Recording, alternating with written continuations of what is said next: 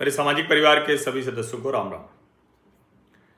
राजनीतिक हलचल इतनी है, दुनिया भर में युद्ध चल रहे हैं, लेकिन सबके बाद या कहें कि सबसे पहले अंत में मैटर वही करता है कि आपकी पॉकेट कितनी भरी हुई है, कितनी मजबूत है, आपकी परचेजिंग पावर कितनी मजबूत है, या उसको और यूं कहें तो देश की अर्थव्यवस्था कैसी है। उसके आधार पर तय होगा कि ये जो दुनिया भर में अनिश्चितता है, राजनीतिक जो चीजें हैं, उन सब से भारत कैसे आगे निकलेगा। और इसीलिए मैं कितनी भी राजनीतिक हलचल चलती हो, कितनी भी मारामारी चलती हो, एक बात का मैं हमेशा ध्यान रखता हूं कि आर्थिक गतिविधियों पर नजर रखता हूं। अर्थशास्त्र का विद्यार्थी भी हूं, तो इस नाते से वो मेरी रुचि का विषय है। अब लंबे समय से भारत को चाइना प्लस वन यानी चीन एक अर्थव्यवस्था है, सप्लाई चेन के तौर पर दुनिया का ग्लोबल हब है, उसके विकल्प के तौर पर भारत हो सकता है क्या। अभी जब ट्रंप अपने बड़बोलेपन में, अपनी सनक में, लगातार अपने निर्णयों में ऐसा कुछ कर रहे थे, लगातार अभी भी करते हैं, कोई रुकने वाले नहीं है, जिससे भारत की स्थिति असहज होती। तो वहां के जो एक्सपर्ट थे वो बार बार कहते थे कि भारत के साथ संबंध अच्छे रखने होंगे। अमेरिकी एक्सपर्ट्स की बात कर रहा हूं, क्योंकि वही अकेला है जो चाइनीज थ्रेट को थोड़ा सा रेजिस्ट कर सकता है, रोक सकता है। और वो बार बार ये कहते रहे। अब जाहिर है कि इस सब के बावजूद डोनाल्ड ट्रंप तो अपने अंदाज में चल रहे हैं। ईरान पर जिस तरह से हमला किया है, और खामनेई का या खामनेई जैसा कोई भी शासन होगा तो उसका मैं घनघोर विरोधी हूं, लेकिन ट्रंप भी जो कर रहे हैं वो कोई भला काम नहीं कर रहे। ऐसे युद्ध में, ये युद्ध तो मानवता विरोधी होते ही हैं। हजारों लोगों की जान जा चुकी है, पता नहीं कितना नुकसान हो चुका है, तबाही ही तबाही है। अब इस सब के बीच में मैं ये खबर मैंने देखी तो मुझे लगा इसकी बात करनी चाहिए। अभी जो डिप्टी सेक्रेटरी हैं वहां के, अमेरिका के, उन्होंने जो कहा कि हम भारत को वो अवसर नहीं दे सकते जो हमने 2 दशक पहले चीन को दिया। तो वो अवसर क्या था? वो अवसर ये था कि उनके यहाँ सामान बनने लगे, तो उससे जुड़ी कई कई चीजें तैयार होने लगी, और चाइना एक ऐसी जगह पर खड़ा हो गया जहां अमेरिका के लिए बड़ी मुश्किल हो रही थी। अभी भी चाइना की डिपेंडेंसी अमेरिका पर है, अमेरिका की डिपेंडेंसी चाइना पर है। हम उस स्थिति में नहीं हो पाए, अब धीरे धीरे हो रहे हैं।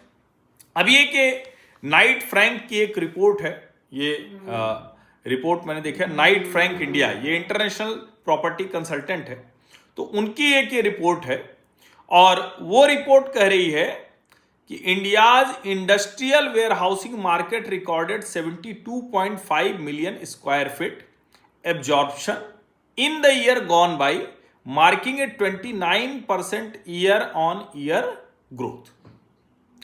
यानी ये कह रहे हैं कि जो औद्योगिक क्षेत्र में जो वेयर हाउस है, गोदाम है, भंडारण क्षमता है, 72.5 मिलियन, यानी मिलियन मतलब 10 लाख हो गया, वर्ग फुट। आप जरा सोचिए, ये इतनी डिमांड रही है। और अगर वैसे ये देखें तो 29% की ग्रोथ है। कोविड के बाद, चाइनीज वायरस के बाद ये सबसे बड़ी ग्रोथ है। अब इसी रिपोर्ट में लिखा हुआ है कि ये डिमांड बढ़ी कैसे, ये जो मांग है गोदामों की बढ़ी कैसे है। तो ये बढ़ी ऐसे है कि जो मैन्युफैक्चरिंग वो उन लोगों ने किया है, और उसके अलावा जो कहते हैं ना कि भारत में जिस तरह की स्थितियां बन रही हैं, भारत में जिस तरह से चीजें बदल रही हैं, तो उन सब को इसमें शामिल कर सकते हैं। लेकिन मूल रूप से क्या है? तो मूल रूप से है मेक इन इंडिया और PLI, production linked incentive scheme.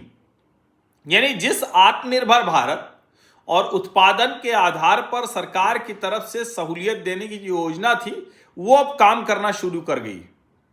अब देखिए, इसमें लिखा हुआ manufacturing occupiers drove demand contributing 47% of total transaction volume. कई बार हम कहते हैं कि मैन्युफैक्चरिंग अगर नहीं बढ़ेगा तो काम कैसे चलेगा। अब उसका असर दिखने लगा है। Demand also supported by 3PL players 3PL players and recovering e commerce sector, यानी उसमें भी उनकी भूमिका है। इसका मतलब क्या हुआ? इसका मतलब बड़ा साफ है कि भारत जो चाइना प्लस वन वाली भूमिका चाह रहा था, वो चाइना प्लस वन वाली भूमिका होती हुई दिख रही। भारत उस जगह पर खड़ा है। हमारे यहाँ वेयर हाउसिंग तो पहले सीरियस थी ही नहीं, हल्के फुल्के गोदाम बनते थे, कुछ कुछ हो जाए। अच्छा, इनका सिर्फ मैन्युफैक्चरिंग में नहीं, इनका तो सब में रोल है। हालांकि सबके गोदाम अलग अलग होते हैं, वेयर हाउसिंग भी आप इलेक्ट्रॉनिक गैजेट्स की अलग होगी, नट बोल्ट की अलग होगी, कारों की अलग होगी, टीवी की अलग होगी, एसी की अलग होगी, और सब्जी, फल, चावल, गेहूं, इन सब की अलग होगी, फूड ग्रेन्स की अलग होगी, अलग अलग तरीके से। लेकिन ये वाली भी वेयर हाउसिंग ये बढ़ रही है। इसका सीधा सा मतलब हुआ कि जिस चाइना प्लस वन की तरफ दुनिया देख रही थी, भारत अब उस चाइना प्लस वन उसमें आगे बढ़ता हुआ दिख रहा है। तो हर जो घटना है उसके बीच में कुछ चीजें ऐसी होती हैं जो आती हैं, तो ये आपके ध्यान में रहे, ये आपकी जानकारी। जैसे राजनीति आपको घटनाक्रम ध्यान में रहता है तो सब समझ में आता है कब क्या हो रहा है, वैसे ही आर्थिक लिहाज से भी आपको ध्यान में रहना बहुत जरूरी है। जो अमेरिका डर रहा है कि चाइना की तरह भारत भी ना उनका लाभ उठा ले, तो लाभ तो उठाएगा। आप सभी का बहुत बहुत धन्यवाद। सब्सक्राइब अवश्य कर लीजिए, नोटिफिकेशन वाली घंटी दबा दीजिए, लाइक का बटन दबा दीजिए, अधिक से अधिक लोगों तक इस वीडियो को पहुंचा दीजिए। धन्यवाद।